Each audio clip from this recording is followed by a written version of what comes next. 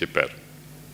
కాబట్టి శంకర భగవత్పాదుల వారు ఏం చేశారు, గ్రంథరచన చేసి శాశ్వతంగా ఇప్పుడు 1400 సంవత్సరాల వెనకాల అంటారు కాలం, ఇప్పటిదాకా మనం శంకర భగవత్పాదుల వారి స్తోత్రాలు చదువుకుంటూనే ఉన్నాం. గణేశ స్తోత్రం ఉంది, గంగా స్తోత్రం ఉంది, షట్పదీ స్తోత్రం ఉంది, కనకధారా స్తోత్రం ఉంది. ఎవరికి ఏది కావాలంటే దానికి సంబంధించినటువంటిది ఒకటి అక్కడ పెట్టుంచారు. ఇందులో ఇంకొక చమత్కారం ఏమిటంటే ఇది ఎవడి సొమ్ము కాదు, ఎవడో ఒకడు దగ్గర పెట్టుకుని ఇంకొకడు ముట్టుకోవడానికి వీలేదు, ఇది నా సొమ్ము అనడానికి వీలేదు, అందరి సొమ్ము. విద్య అనేటువంటిది చాలా గొప్పది. ఎందుకనంటే ఇస్తున్న కొద్దీ పెరుగుతుందిట.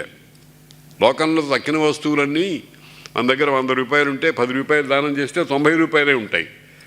మన దగ్గర విద్య 100% ఉంటే 100% బోధించామనుకో మన దగ్గర ఉన్న 100% అట్టాగే ఉంటుంది. పూర్తిగా నిచ్చినన్ పెరుగు పోదు యుగాంతపు వేడనైన భూభర్తలు తద్ధనాధికుల పట్టున గర్వము మానుడొప్పగున్నంటాడు భర్తృహరి. కాబట్టి ఇది ఇదం అంధం తమః కృత్స్నం జాయేత భువనత్రయం యది శబ్దాత్మకం జ్యోతి ఆ సంసారం నదీప్యతే.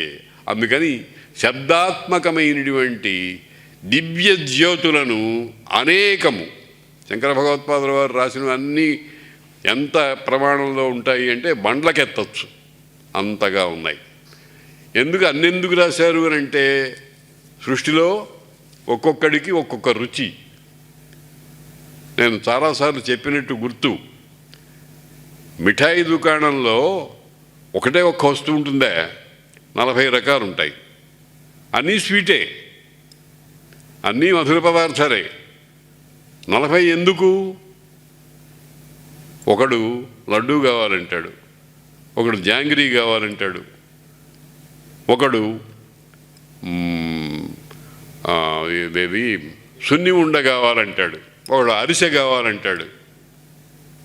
అని చెల్లుతూనే ఉంటాయి.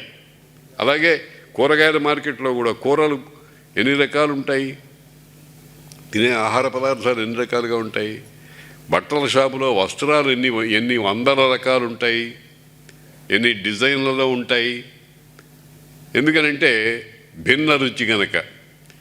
రుచీనాం వైచిత్ర్యాత్ రుజు కుటిల నానాపథజుషాం త్వమేకో గమ్యోసి పయసాం అర్ణవైవ అంటాడు. శివమహిమ్న స్తోత్రం అని ఒకటి ఉంది, చాలా అద్భుతమైన స్తోత్రం. ఏది పట్టుకున్నా కానీ అది మనకు పరమాత్మను దర్శనం చేస్తుందండి. కావటానికి చిన్న చిన్న ప్రమాణాలనే ఉంటాయి. మా స్నేహితుడు ఒకడు చెప్పాడు, ఒక రకమైనటువంటి పదార్థం ఒక బొట్టు నాలుక మీద వేస్తే వెంటనే ప్రాణం పోతుందిట. ఎంత బండెడు దేహంలో ఉండేటువంటి ప్రాణము పోవటానికి ఒక చిన్న బొట్టు చాలు అంటున్నారు.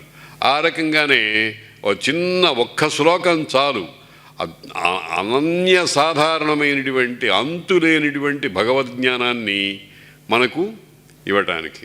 అటువంటి శ్లోకాలన్నీ కూడా శంకర భగవత్పాదుల వారు రాశారు. ఇంకా పాటలు కూడా రాశారు. భజ గోవిందం భజ గోవిందం గోవిందం భజ మూఢమతే సంసారే సన్నిహితే కాలే నహి నహి రక్షతి వికృంకరణే. పాట చక్కగా పాడుకుంటూ ఉంటాం. దాంట్లో జ్ఞానం ఉంది, దాంట్లో వివేకం ఉంది. మనం ఒక దానికి అలవాటు పడిపోయినాం. ఏమిటంటే పాటలు పాడుకుంటూ ఉండడం, శ్లోకాలు పారాయణ చేసుకుంటూ ఉండడం. పారాయణ చేసుకుంటే చాలు, ఇంకా దాని గురించి ఆలోచించనక్కర్లేదు అనేటువంటి ఒక ధోరణి వచ్చింది. ఒక రకంగా అదేం తప్పు కాదు, కానీ అర్థ విచారణ చేసి మనం దాన్ని గమనించినట్లయితే మనకు తప్పనిసరిగా జ్ఞానము పరిపుష్టం అవుతుంది. ఆ రకంగా వాంగ్మయం తయారు చేశారు. ఎప్పుడు 8 సంవత్సరాల నుంచి 16వ సంవత్సరం వరకు. ఇంక పోతే అక్కడికి అయిపోయింది ఆయన జీవితం నిజానికి. కానీ భగవంతుడు ఆయనే ఇంకొక 16 సంవత్సరాలు పెట్టుకున్నాడు, ఆయనకి ఆయు ప్రమాణం ఇచ్చారు. ఇందులో ఏం చేశారు, మఠాలు, తర్వాత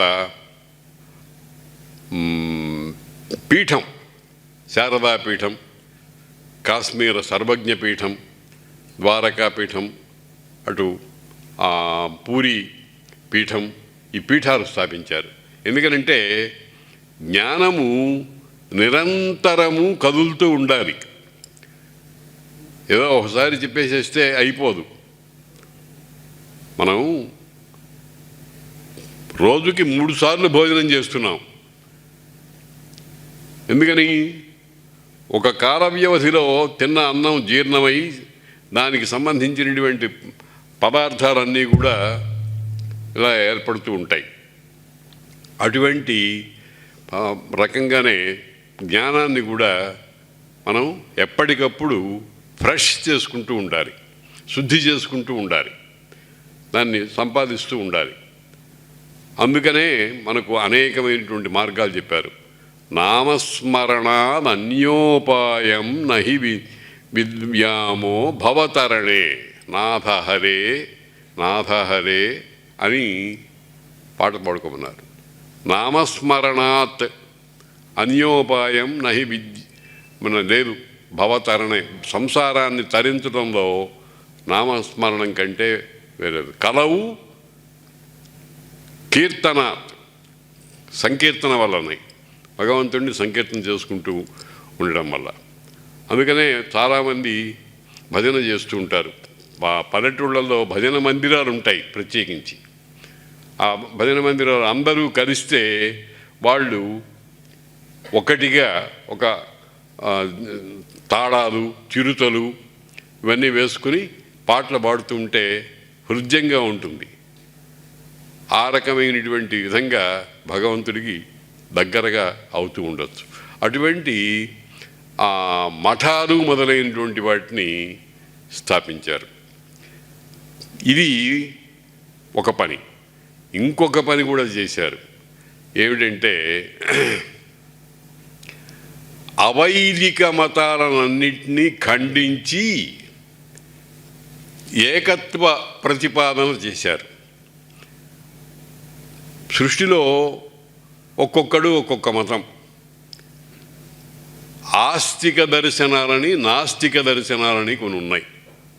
నాస్తిక దర్శనాలు, నాస్తికుడు భగవంతుడు లేడు, పూర్వజన్మ లేదు, పరజన్మ లేదు, ఇప్పుడు పుట్టాము, హాయిగా తిను తాగు సుఖం అనుభవించు అని చెప్పేటువంటి పాషండ మతాలు కొన్ని ఉన్నాయి.